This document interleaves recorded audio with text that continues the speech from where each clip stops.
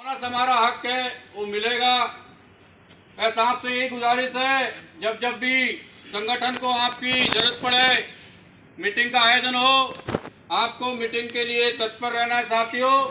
हम एक संगठित रहेंगे, बोनस तो क्या हर चीज हमें उपलब्ध होगी साथियों। यहाँ टीएम साहब की समस्या थी 19 सूत्रीय मांगों को लेकर।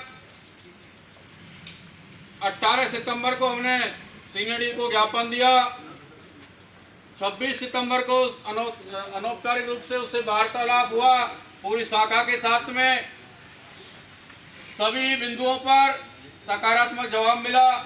साथियों, हमारा मेन मुद्दा था प्राइवेटीकरण। आप सब देख रहे थे कि 3 साल से स्टेटस सेक्शन में प्राइवेट काम हो रहा था साथियों।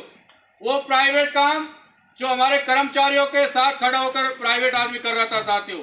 एक स्टेटस सेक्शन ऐसा था, 3 साल से प्राइवेट ठेकेदार का आदमी एक साइड काम कर रहे हैं और सरकारी कर्मचारी हमारे एक साइड काम कर रहे हैं साथियों। और प्रशासन उससे तुलना करता था, प्राइवेट ठेकेदार के आदमी इतने कम पैसों में इतना काम देते हैं और आपके कर्मचारी इतना पेमेंट मिलता है फिर भी इतना काम देता साथियों। इससे हमारा भविष्य खतरे में था साथियों।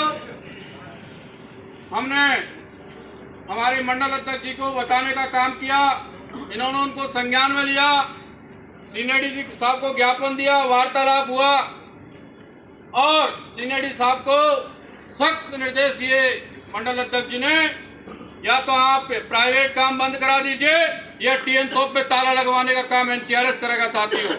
आपको अंदर घुसने नहीं दिया जाएगा। सीनियर डी महोदय ने कहा कि इसका जो टेंडर है वो खत्म होने पे है, मैं इसका टेंडर को आगे नहीं बढ़ने दूंगा, हमारे जो कर्मचारी हैं वही काम करेंगे। साथियों, काम स्टेटर का जो हो रहा रुकवा दिया गया। उसके बावजूद भी crane driver, welder, shifting helper कार्य फिर भी चलता रहा साथियों। फिर साथियों मैं छुट्टी पे चले गए साथियों। मैंने जैसे ही आया मालूम करा, अध्यक्ष जी ने पूछा कि कार्य अभी चल रहा नहीं चल रहा। मैंने कि क्रेन ड्राइवर, शिफ्टिंग हेल्पर और वेल्डर का काम चल रहा है। मंडल अध्यक्ष जी ने फिर संज्ञान में लिया और सीनियर डी महोदय को चेतावनी दी, एक आपको काम बंद कराना कि नहीं कराना, ये हमें जवाब चाहिए और कुछ आपसे बात नहीं करनी है। सीनियर डी महोदय ने तुरंत ही उसी दिन काम को रुकवाने का काम किया साथियों।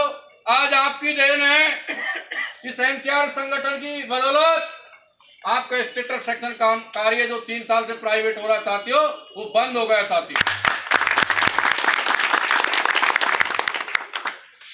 दूसरा कार्य इटेची आर्मेचर हमारे पास इतने नहीं है जितने आर्मेचर सेक्शन में कर्मचारी हैं साथियों। यहाँ देखते थे जब शुरू में आए तब 200 आर्मेचर हमेशा रिजर्व रहते थे, 100-150 आर्मेचर। आज ये कंडीशन है कि बिने बने हुए आर्मेचर पुराने 20-25 से ज्यादा नहीं है साथियों। जिस दिन हमने सीनियर से वार्तालाप किया साथियों, मात्र टच के 12 आर्मेचर थे साथियों। उसके बावजूद पूरे साल का 260 आर्मेचर का स्टेपिंग का ठेका एडवांस में दे चुके साथियों बाहर के लिए।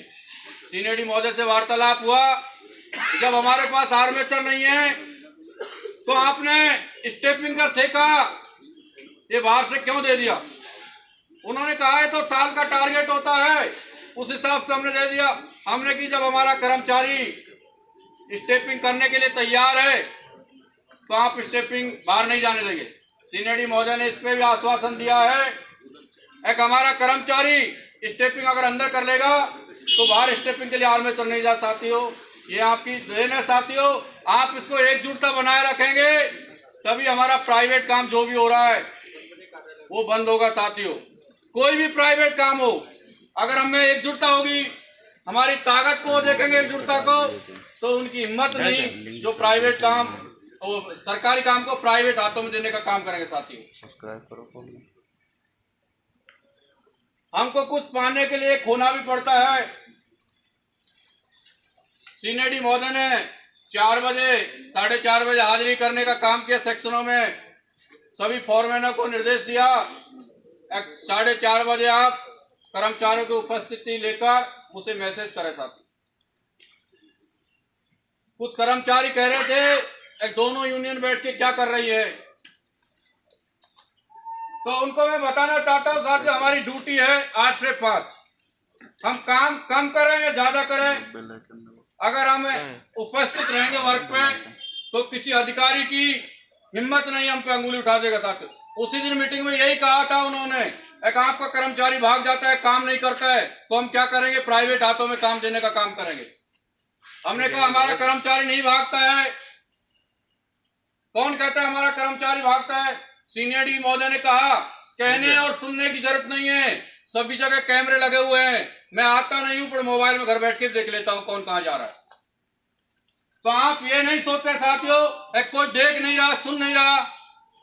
आप अगर किसी को यकीन नहीं हो, सीनियर डी महोदय चैम्बर में हमारे साथ चलना, जिस जिस पॉइंट पे कैमरा लगे हुए पूरा दिखता है, कौन जा रहा है, कौन आ रहा है, कौन क्या कर रहा है। साथियों इसलिए हमें भी सतर्क रहना है, काम कम करें ज्यादा करें, हमको कार्यस्थल पर उपस्थित रहना है। साथियों अगर किसी को जरूरत है, इमरजेंसी है, वो जा सकता है, एसएससी से बताए चले जाएं, ऐसी इतनी बड़ी पाबंदी भी नहीं है। साथियों पर बिगर कोई काम नहीं है तो इसलिए जाना तो अच्छा नहीं है, हमारा भविष्य खतरे में। साथियों अगर ऐसे हम भागते रहे तो हो सकता है हमको टीएम सेट से भागना पड़ जाए। साथियों इसलिए आपसे हाथ जोड़कर गुजारिश है, कार्यस्थल पर रहने का काम करें, कार्य कम हो या ज्यादा हो, कार्यस्थल पर हमको रहना है मित्रों।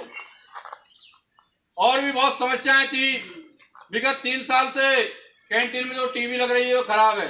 सीनियर डी महोदय ने उसमें भी आश्वासन दिया है कि जल्दी से जल्दी हो सही हो जाएगी। मित्रों हमारे यहाँ जो पोंछा लगता है वो फिनाइल से लगना चाहिए, और यह सफाई कर्मचारी उसको पानी से पोंछा लगा के और चले जाते हैं। मित्रों इसके लिए भी सीनियर डी महोदय से वार्तालाप हुआ। सीनियर डी महोदय ने कहा तत्काल से इसे लागू कराया जाएगा, उसके बावजूद भी पोंछा पानी से लग रहा है। कल हमने फिर जो एसएससी के अंडर में आता है उससे वार्तालाप किया, उन्होंने कहा कल से पोंछा फिनाइल से लगे। साथियों ये आपका कर्तव्य है, अगर कर्मचारी वो पोंछा फिनाइल से नहीं लग रहा है, पानी से लग रहा है, तो उसको टोकने का काम करे वहीं पर। साथियों ये आपका भी कर्तव्य बनता है, उसको वहीं टोको, पानी को रुकवाओ और कहो फिनाइल लेके आओ तभी पोंछा लगेगा। तो मित्रों अगर ऐसे हम सतर्क रहेंगे तो फिनाइल से पोंछा लगेगा, पानी का तो काम नहीं रहेगा। साथियों तमाम समस्याएं, अभी कुछ लोगों ने कहा था, एक मीना ने ये हाजिरी करवाना शुरू करा सीनियर डी से वार्तालाप करके। तो मित्रों आप पढ़े लिखे हैं, खुद आपको भी सोचने की जरूरत है। एक ऐसी बातें सीनियर डी से नहीं कर सकते और ने की है, ये पीपल का वृक्ष साक्षी है, मैंने ऐसी बात नहीं करी, और जो ये बात कर रहा है वो महामूर्ख है। साथियों ऐसी बात कर रहा है।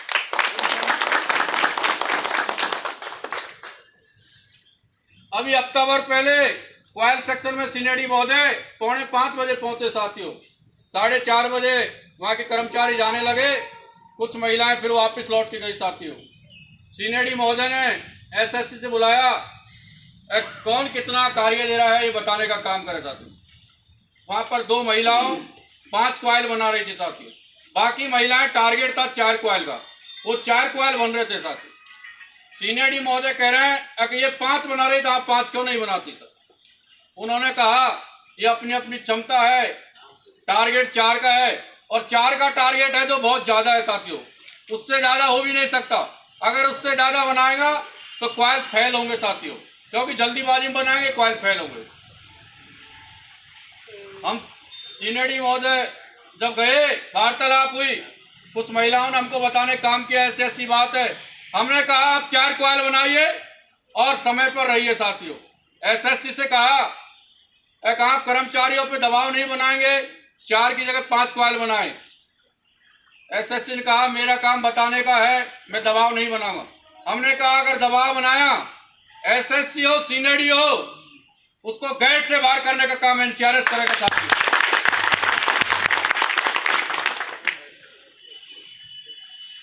तो साथियों 4 कॉइल बन रहे हैं। अगर किसी को परेशानी हो, कोई दबाव बनाए तो एनसीआरएस को बताने का काम करें साथियों। मानसिक तनाव आकर किसी को कार्य नहीं करने दिया जाएगा साथियों। मिल रहा है ट्रैक्शन में 6 नंबर और की समस्या थी, उसकी ट्राली बिल्कुल जर्जर है, उस पे जो टूटी हुई ट्राली है 2 साल से सीनेडी महोदय से कह रहे साथियों। ट्राली का टेंडर 1.5 साल पहले हुआ था, इनको कमीशन नहीं मिल रहा साथियों उसमें, इसके चक्कर में उसका टेंडर कैंसिल करवा दिया इन साथियों। फिर उसको संज्ञान में लिया एनसीआरएस ने, फिर लिख के दिया।